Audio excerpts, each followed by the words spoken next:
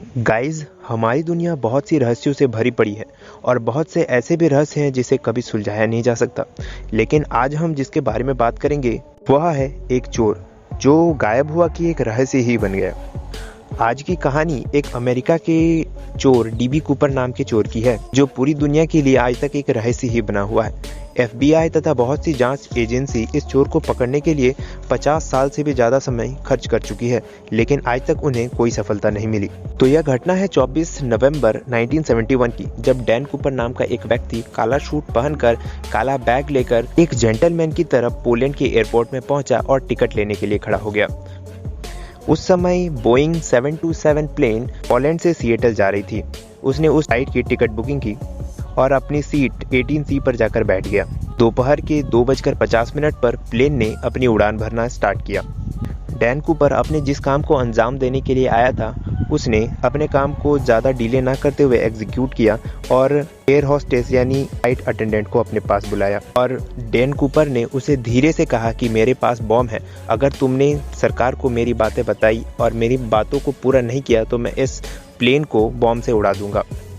Flight attendant को लगा कि डैन कूपर मजाक कर रहा है, बट उसने जब अपना बैग खोलकर एक छोटा सा नजरिया बॉम्ब का दिखाया तो एयर होस्टेस घबरा गई और पायलट से जाकर मिली और इसे सारी बात बताई। पायलट ने एयर ट्रैफिक कंट्रोल से संपर्क करके डैन कूपर की सारी मांगों को बताया। यह बात एफबीआई तथा और भी एजेंसियों को पता चल गई। डैन कूपर की मांग थी कि उसे $2 लाख तथा 4 पैराशूट चाहिए।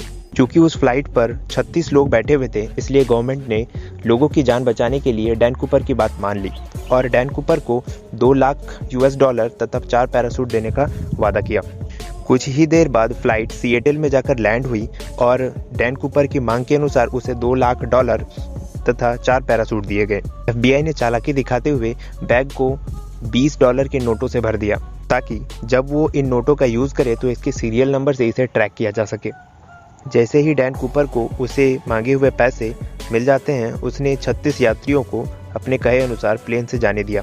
इसके बाद डैन कूपर ने 2 पायलट, एक फ्लाइट इंजीनियर तथा एक फ्लाइट अटेंडेंट को अपने साथ रहने को कहा और फिर से फ्लाइट मैक्सिको के लिए उड़ान भरना स्टार्ट करती है। उड़ान के दौरान पायलट यह बताता है कि यह फ्लाइट मैक्सिको तक नहीं पहुंच सकती क्योंकि इसमें इतना फ्यूल नहीं बचा हुआ है। तो कूपर उसे प्लेन को रेनो नेवाडा की तरफ ले जाने के लिए कहता है और प्लेन को 10,000 फुट की ऊंचाई पर रखने के लिए कहता है और साथ ही रफ्तार को 185 किलोमीटर प्रति घंटा की रफ्तार रखने के लिए कहता है। कूपर एयर होस्टेस से पूछता है कि फ्लाइट का दरवाज़ा कैसे खुलता है और जब फ्लाइट अटेंडेंट उसे बताती है तो कॉकपिट में गेट खुलने का सिग्नल आता है और डैन कूपर फ्लाइट से पैराशूट के साथ कूद जाता है।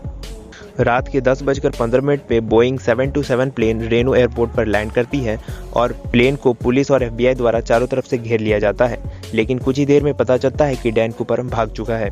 इसके बाद प्लेन की छानबीन की जाती है जिसमें डैन कूपर के टाई और उसके मांगे हुए 2 पैराशूट मिलते हैं। एजेंसियों द्वारा जहां पर डैन कूपर पाया गया था उसके कई किलोमीटर एरिया में कई महीनों तक जांच चलाती है, लेकिन डैन कूपर का कहीं कोई आता पता नहीं चलता है। कुछ सालों बाद कोलंबिया नदी के किनारे पे 3 20 के नोटों की गड्डियां मिलती हैं। जब सीरियल नंबर को मिलाया गया तो पता चला कि ये वही नोट हैं जो डैन कूपर को दिए गए थे, लेकिन ना ही डैन कूपर मिला और ना ही बाकी पैसे। आज तक यह एक रहस्य बना हुआ है कि डैन कूपर वहां से गायब होने के बाद कहाँ गया और उसने पैसों का इस्तेमाल किया भी कि नहीं किया। तो गाइज, आपको ये कहानी जानकर कैसी लगी हमें कमेंट में ज़रूर बताइए।